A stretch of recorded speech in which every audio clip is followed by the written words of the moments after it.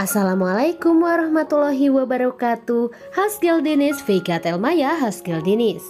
Halo Kardes yang berbahagia, di video kali ini SNDZC akan mengulas serial drama Turki Kuruluş Osman untuk episode selanjutnya. Yang mana di saat itu Targun tahu bahwa dia tidak akan bisa menikahi Osman jika dirinya bukanlah seorang muslim. Meski telah ditunjukkan langkah-langkah untuk menjadi seorang muslim, dia tidak menunjukkan keinginannya untuk menjadi muslim. Bala tidak mempercayai Targun dan menyuruhnya untuk menjauh dari suaminya. Sebelumnya Bamsi Bey memberitahu Osman tentang sebuah rahasia yang hanya bisa diceritakan kepada Bey dari Kayi. Bamsi Bey membawa Osman ke gua rahasia dengan rahasia yang telah disembunyikan sepanjang hidupnya. Di gua tersembunyi, Bamsi Bey menunjukkan Osman tentang dokumen leluhur bersejarah. Dokumen-dokumen ini akan membantu Osman menyatukan suku-suku. Osman memberitahu Bamsi Bey bahwa dia akan memberikan hidupnya untuk negara yang bebas bagi rakyatnya. Pedro dan Metin berhasil membantu Flatius melarikan diri. Idris yang berpura-pura menjadi Bey Turki adalah seorang pendeta Romawi yang berusaha untuk menjatuhkan Turki. Kedua pria itu melihat Bamsi Bey dan Osman berjalan masuk ke gua dan mereka mengikutinya. Sementara itu, Boran dan Goktuk baru saja mengetahui bahwa Flatius telah melarikan diri dari tenda penjara. Goktuk marah karena dia baru saja diberi kehormatan pemimpin pasukan oleh Osman dan pada hari pertamanya bertugas dia kehilangan Flatius. Suku Kayi, para wanita berkumpul bersama dan menyambut Bala sebagai pemimpin dan istri Bey mereka. Bala bangga dengan posisi barunya, meminta mereka semua membaca dan menulis dan sebagai imbalannya mengajarkan anak-anak mereka. Bala dihormati oleh para wanita dan mereka berbagi serbat bersama. Sayangnya serbat telah diracuni oleh Targun. Osman meninggalkan Bamsi Bey di gua tersembunyi dan kembali ke suku. Osman diberitahu oleh Goktuk bahwa Flatius telah melarikan diri. Osman marah dan harus berhadapan dengan Dundar Bey dan Safci ketika mereka mengolok-olok kepemimpinannya yang baru saja dimulai. Osman terkejut ketika Bala memasuki tendanya tanpa memberitahu. Osman melihat Bala sesuatu terjadi padanya. Dia cepat menyelamatkan tubuhnya saat dia akan jatuh ke lantai dan tak sadarkan diri. Jelas bahwa Bala telah diracuni. Targun bergegas masuk ke kamar dan memberitahu Osman bahwa dia memiliki pengalaman dalam hal-hal ini dan memberikan penawarnya. Osman memegang tubuh Bala dan memanggilnya Mawar, kemudian mulai berdoa untuknya.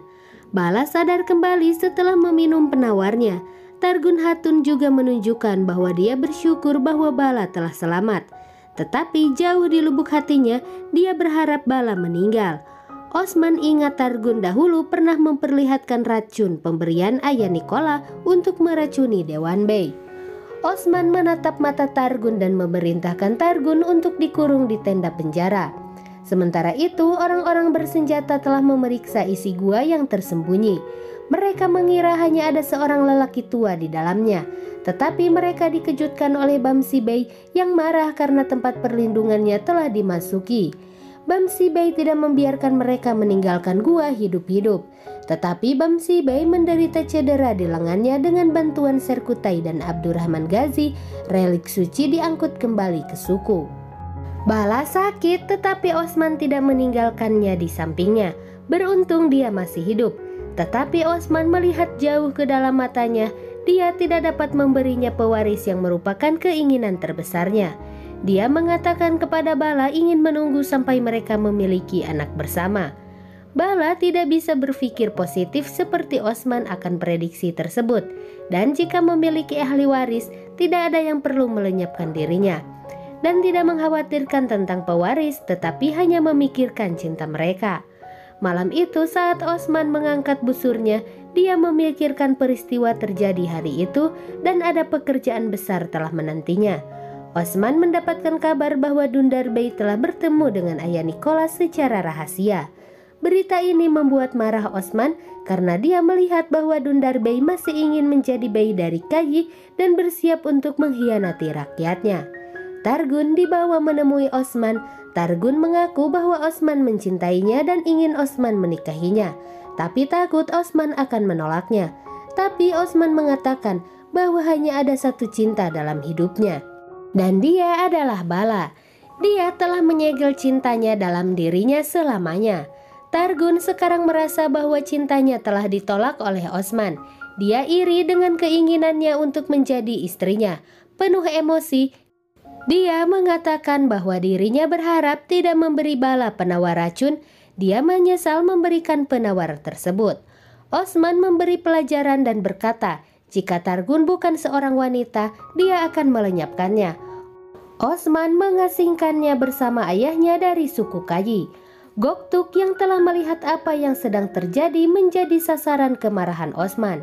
Dia kecewa padanya karena kehilangan musuh mereka yang merupakan Flatius yang telah melarikan diri. Kemarahannya luar biasa dan meminta Goktuk diasingkan juga dari suku. Osman memberi pelajaran kepada Goktuk dan memberitahu dia untuk tidak pernah kembali. Bala tidak habis pikir mengapa Osman membiarkan Targun bebas atau mengapa dia mengusir Goktuk dari suku. Bala percaya bahwa orang lain akan dieksekusi di tempat, namun dia membiarkan Targun pergi. Dia merasa sedikit cemburu dan marah kepada suaminya, tapi Osman menjelaskan bahwa ada beberapa hal yang dia sendiri ingin pelajari dan Bala harus menunggu. Sementara itu, Dundarbei pulang setelah bertemu ayah Nikola. Boran telah mencarinya untuk kembali dan segera memberitahunya bahwa Osman ingin bertemu dengannya. Dundarbei gugup saat melihat Sapsi, Gundus dan Osman menunggunya dan Osman terlihat tegang. Osman memerintahkan Boran untuk melucuti senjata apapun dari Dundarbei. Osman memerintahkan Dundarbei untuk menjelaskan mengapa dia pergi menemui ayah Nikola. Dundarbei menjawab bahwa ayah Nikola ingin dia lenyapkan Osman. Dia dan Dundarbei menyetujuinya. Akhirnya, dia meyakinkan ayah Nikola bahwa dirinya adalah seorang pengkhianat. Dundarbei memberitahu Osman bahwa dia ingin ayah Nikola mempercayainya, sehingga dia bisa masuk ke dalam penyergapan. Osman gemetar marah karena Dundarbei telah membuat keputusan sendiri tanpa izin darinya. Di depan semua orang, Osman mengambil tali busurnya dan melilitkan di leher Dundarbei.